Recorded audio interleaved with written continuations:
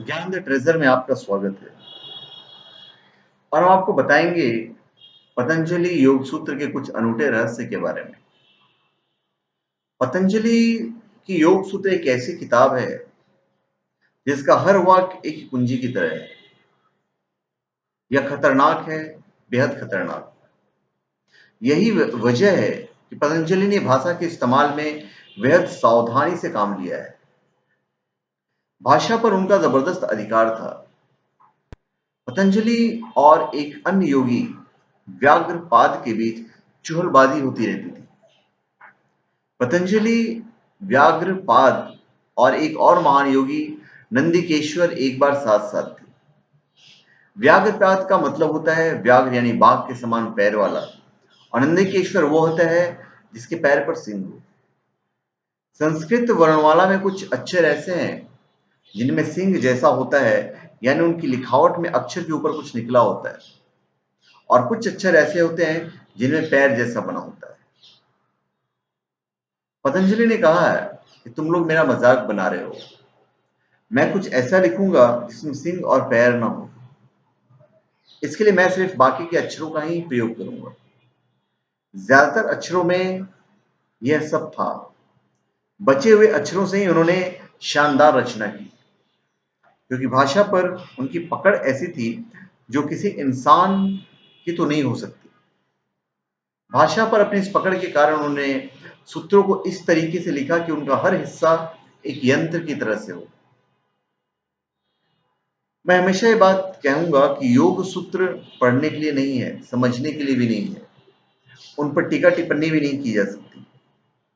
अगर आप एक खास तरह के अनुभव तक पहुंच गए हैं तो हर सूत्र विस्फोटक है। योग सूत्र पुस्तक नहीं, यंत्र है।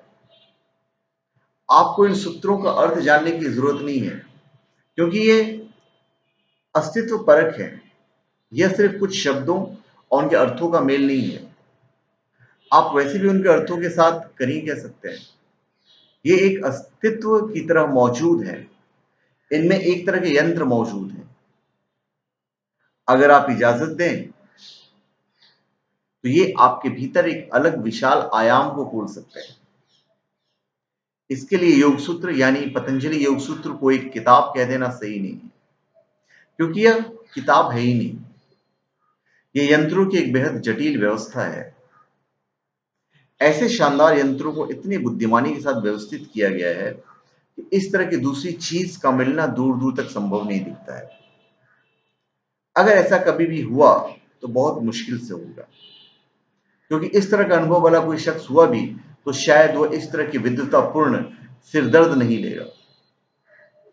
अगर कोई इतना विद्वान होता तो आमतौर पर अपनी विद्वता में इतना खो जाता कि उसे अभी कोई अंदरूनी अनुभव नहीं हो पाता।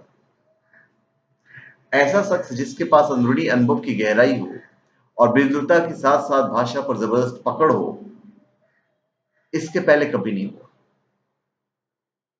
बड़ी संख्या में यह लोगों को यह विश्वास ही नहीं होता कि किसी एक शख्स के जीवन में इतनी गहरी समझ भी हो सकती है।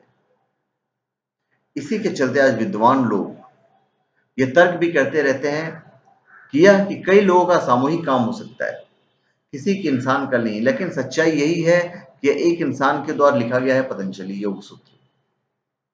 खास बात यह है कि इसे इतने रूखे और अरुचिकर तरीके से लिखा गया है कि कोई इसे पढ़ना पसंद ही नहीं करेगा। ये सतही लगता है। शब्द भी सतही हैं, उनके कोई मायने नहीं है।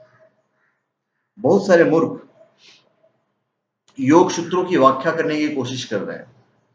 वे इन पर बड़ी बड़ी किताबें लिख रहे हैं।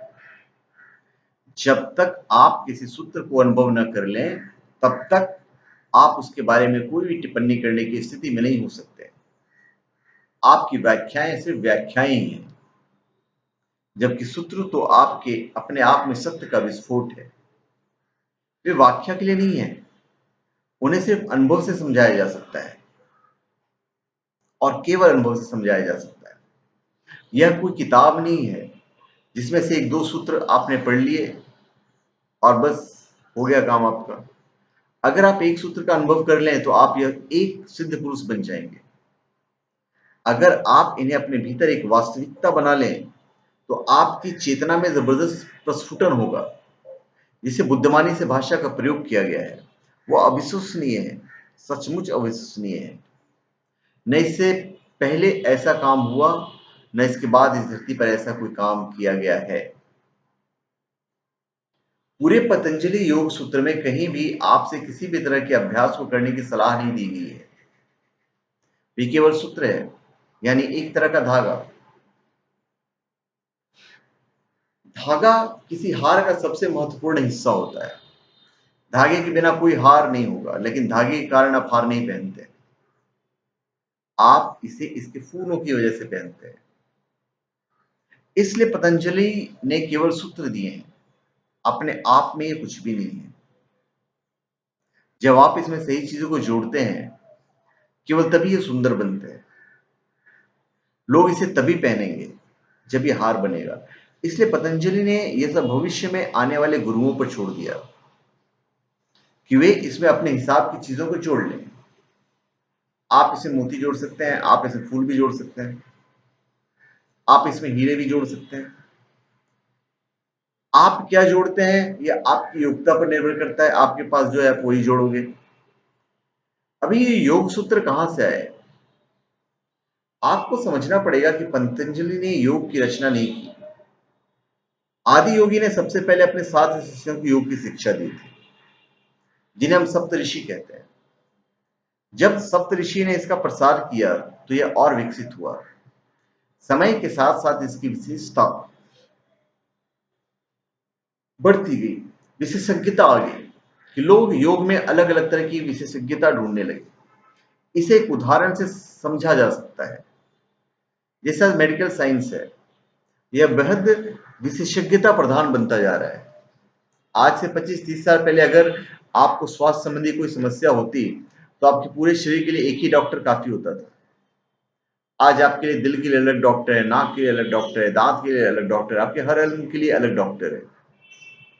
अगले 50 सालों में यह भी हो सकता है कि अगर आपको मेडिकल चेकअप कराने की जरूरत हो तो आपको 100 डॉक्टर के पास जाना पड़ेगा। यह दिन बहुत दूर नहीं है। ऐसा ही कुछ बड़े स्तर पर योग के साथ हुआ। सप्त ऋषियों से योग की शिक्षा 7 अलग अलग धाराओं में बढ़ गई और उसके बाद इन सातों की भी सैकड़ों शाखाएं बन गई। एक ऐसा समय आया कि योग की लगभग 3500 से अधिक शाखाएं प्रचलन में थी। यह सब इतना उलझन भरा हो गया था कि सभी शाखाओं को न कोई जानता था, न अभ्यास कर पाता था। जब पतंजलि आए तो उन्होंने समस्त ज्ञान को अपने भीतर समाहित किया और उसे लगभग 200 योग सूत्रों में समेट दिया। तो जैसा कि हमने आपको कहा कि वे सूत्र हैं और यह हर गुरु पर है कि वह उसमें क्या जोड़ता है।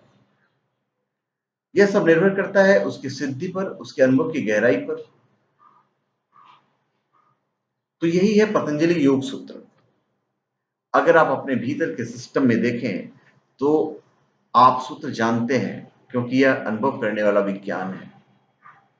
तो धन्यवाद। आप हमारे चैनल पर सब्सक्राइब करें और अपने कमेंट दीजिए। धन्यवाद।